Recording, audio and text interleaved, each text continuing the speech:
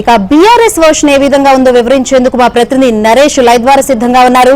Naresh, BRS version ఏ విధంగా ఉంది? అసలు ఈ కేసులో పసేలేదు, ఇది రాజకీయ కుట్ర, ఏం జరిగినా కానీ అసలు బీఆర్ఎస్ కి అడ్వాంటేజ్ అని చెప్పుకొస్తున్నారు నాయకులు.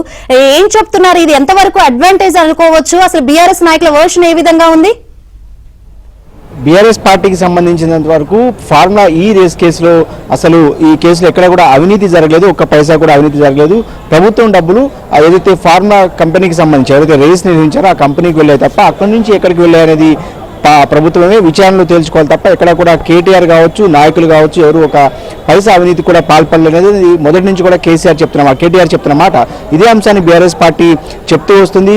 కక్షపూరితంగా అంటే ముఖ్యమంత్రి రేవంత్ రెడ్డి టార్గెట్ గానే బీఆర్ఎస్ నాయకులు కావచ్చు, క్యాడర్ కావచ్చు, అందరూ కూడా ఇదే అంశాన్ని ప్రస్తావిస్తూ వస్తున్నారు. కేవలం ముఖ్యమంత్రి రేవంత్ రెడ్డి రాజకీయ అంటే పొలిటికల్ ఇన్ఫ్లుయెన్స్ కేసు కానీ బీఆర్ఎస్ పార్టీ మొదటి నుంచి కూడా చూస్తుంది. అయినప్పటికీ కూడా బీఆర్ఎస్ పార్టీ కొన్ని అంశాలను ఖచ్చితంగా ఓవర్కమ్ చేయాల్సి ఉంటుంది. ఎందుకంటే గత ఏడాది కవిత ఈడీ ఏదైతే ఢిల్లీ లిక్కర్ స్కామ్ సంబంధించి ఆమె అటు ఢిల్లీ ఏదైతే జైలుకి వెళ్ళి వచ్చారు, తాజాగా ఇప్పుడు కేటీఆర్ మీద కేసు నమోదైంది. అటు ఏసీబీ కేసు నమోదు చేసింది. ఏసీబీ కేసు ఎఫ్ఐఆర్ ఆధారంగా ఈడీ కూడా కేసు నమోదు చేసిన నేపథ్యంలో వరుస విచారణను కేటీఆర్ ఎదుర్కోవడం కొంత బీఆర్ఎస్ పార్టీకి ఇబ్బందికరంగా మారింది. ఇప్పటికే బీఆర్ఎస్ పార్టీ అధినేత మాజీ ముఖ్యమంత్రి కేసీఆర్ దాదాపుగా 14 నెలలుగా పూర్తిగా ఆయన ఫామ్ హౌస్కే పరిమితమయ్యారు. ఎక్కడ కూడా ప్రజా సమస్యల మీద మాట్లాడటం లేదు. పార్టీని అన్ని తానే కేటీఆర్ చాలా కాలంగా నడిపిస్తూ వస్తున్నారు. దాదాపుగా ఒక 14 నెలల కాలంగా ప్రధాన ప్రతిపక్ష నాయకుడు పాత్ర పోషిస్తున్నారు. అందులో భాగంగానే ముఖ్యమంత్రి రేవంత్ రెడ్డి టార్గెట్గా కేటీఆర్ పదే కమెంట్స్ చేస్తున్నారు, పెద్ద ఎత్తున విమర్శలు కూడా చేస్తున్నారు.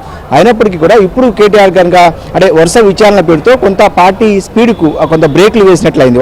వాస్తవానికి ఈ నెలలో అనేక కార్యక్రమాలను బీఆర్ఎస్ పార్టీ తీసుకోవాల్సింది. ప్రజల్లోకి చాలా బలంగా పెద్ద ఎత్తున కాంగ్రెస్ పార్టీకి సంబంధించిన 6 గ్యారెంటీల అమలు కోసం పోరాటాలు చేయాలి కొత్త సంవత్సరాన్ని బీఆర్ఎస్ పార్టీ మొదట భావించింది. అయినప్పటికీ కూడా కేటీఆర్ అటు ఈ నెల 9వ తేదీన ఏసీబీ విచారణ ఎదుర్కొన్నారు, ఈరోజు ఈడీ విచారణ ఎదుర్కొన్నారు. మళ్ళా రేపు మాపో ఏసీబీ కూడా ఈరోజు సాయంత్రం కేటీఆర్కి మరొకసారి నోటీసులు సర్వ్ చేసే అవకాశం కనిపిస్తుంది. అంటే వరుస కేసుల నేపథ్యంలో కేటీఆర్ పూర్తిగా కేసులకే సమయం కేటాయిస్తే ఇటు పార్టీ నడిపించేది ఎవరన్నా చర్చ కూడా బీఆర్ఎస్ పార్టీలో సహజంగానే ఉత్పన్నమవుతుంది. ఈ నేపథ్యంలోనే కొంత ప్రభుత్వం స్ట్రాటజీగా ముందుకు వెళ్తుంది. దీన్ని ఓవర్కమ్ చేయాల్సిన అవసరం ఉందని బీఆర్ఎస్ వర్గాలు భావిస్తున్నాయి. అదేవిధంగా బీఆర్ఎస్ పార్టీ నాయకులు కూడా భావిస్తున్న పరిస్థితి. ఇంకొక వైపు గతంలో అనేకసార్లు కాంగ్రెస్ పార్టీకి సంబంధించి ముఖ్యంగా ముఖ్యమంత్రి రేవంత్ రెడ్డి మీద పదే బీఆర్ఎస్ పార్టీ అవినీతి ఆరోపణలు చేయడం, రేవంత్ రెడ్డి జైలుకి వెళ్ళొచ్చిన నాయకులుగా కూడా పదే ఆయన టార్గెట్గా చేసేవాళ్ళు ఇంతకుముందు. ఇప్పుడు కవిత ఈడీ కేసులో జైలుకి వెళ్ళొచ్చారు ఢిల్లీ లిక్కర్ స్కామ్ సంబంధించి.